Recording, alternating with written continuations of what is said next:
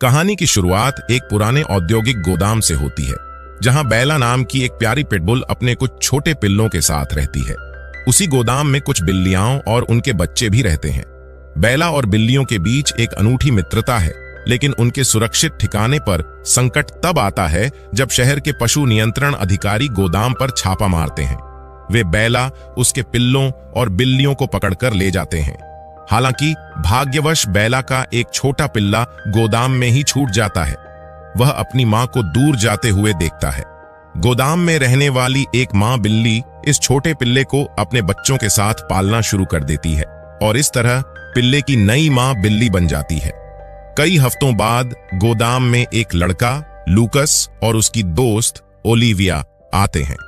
लूकस बिल्लियों और उनके बच्चों के लिए भोजन लाता है। बेला का पिल्ला लूकस को देखता है और समझ जाता है कि वह बहुत दयालु है। पिल्ला लूकस की ओर आकर्षित हो जाता है और उसके पास दौड़ता हुआ चला जाता है। लूकस उसे गोद में उठा लेता है और फैसला करता है कि वह इस पिल्ले को अपने घर ले जाएगा। लूकस उसका नाम बेला रखता है और धीरे धीरे वे दोनों एक दूसरे के अभ्यस्त हो जाते हैं।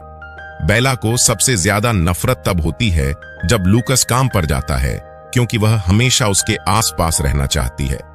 एक दिन जब लूकस की मां के साथ बेला घर वापस आ रही होती है, तो उनका पड़ोसी शिकायत करता है कि लूकस ने उसके खिलाफ पुलिस में रिपोर्ट दर्ज कराई है। वह आरोप लगाता है कि लूकस ने कहा है कि उसकी निर्माणाधीन साइट पर बहुत सी बिल्लियां हैं, जो कि गलत है। लूकस और उसकी मां के बीच कुछ तनाव के बाद लूकस को बेला को छिपा कर रखना पड़ता है। वह उसे अस्पताल के स्टोर रूम में छुपा देता है, लेकिन बेला लूकस के बिना नहीं रह पाती और जोर जोर से रोने लगती है। अंततः लूकस का एक दोस्त उसे ढूंढ लेता है और बेला पूरे अस्पताल के स्टाफ की चहेती बन जाती है।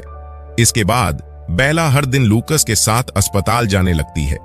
कुछ समय बाद लूकस का सामना फिर से उसी निर्माणाधीन साइट से होता है, जहां से बेला और बिल्लियां पहले मिली थीं।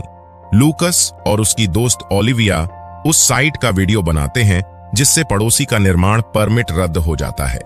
लेकिन बेला की मुश्किलें यहीं खत्म नहीं होती। एक दिन जब बेला खिड़की से एक गिलहरी को देखती है और उसे पकड़ने के लिए दौड़ती है, तभी वह गलती से बाहर चली जाती है। लूकस का सामना पशु नियंत्रण अधिकारी चक से होता है, जो डेनवर में पिटबुल्स को अवैध मानता है।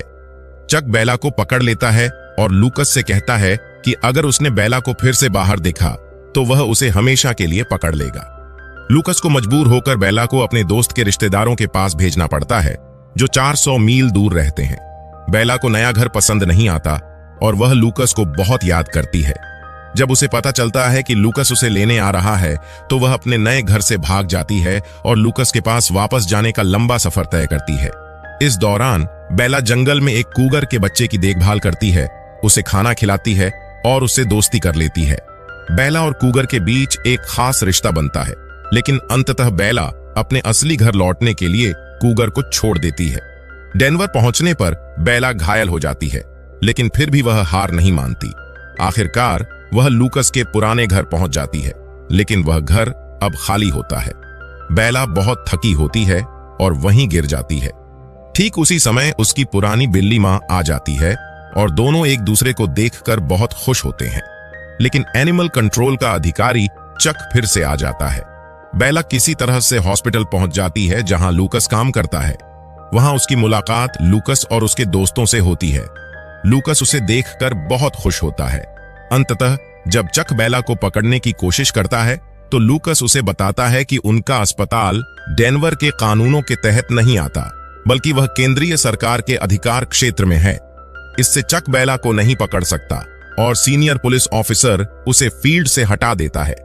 बेला अब सुरक्षित है और लूकस के साथ उसके नए घर में खुशहाल जीवन बिताती है। अंत में कूगर को दिखाया जाता है, जो अब मां बन चुकी है और वह अपने बच्चों को उस दिशा में देखती है जहां बेला अब अपने घर में सुरक्षित और खुशहाल है। और इसी के साथ यह कहानी खत्म हो जाती है। तो दोस्तों, यह कहानी अगर आपको पसंद आई होगी तो वीडियो को लाइक करके चैनल को सब्सक्राइब जरूर करें। अब मिलते हैं अगली वीडियो पर, तब तक के लिए धन्यवाद।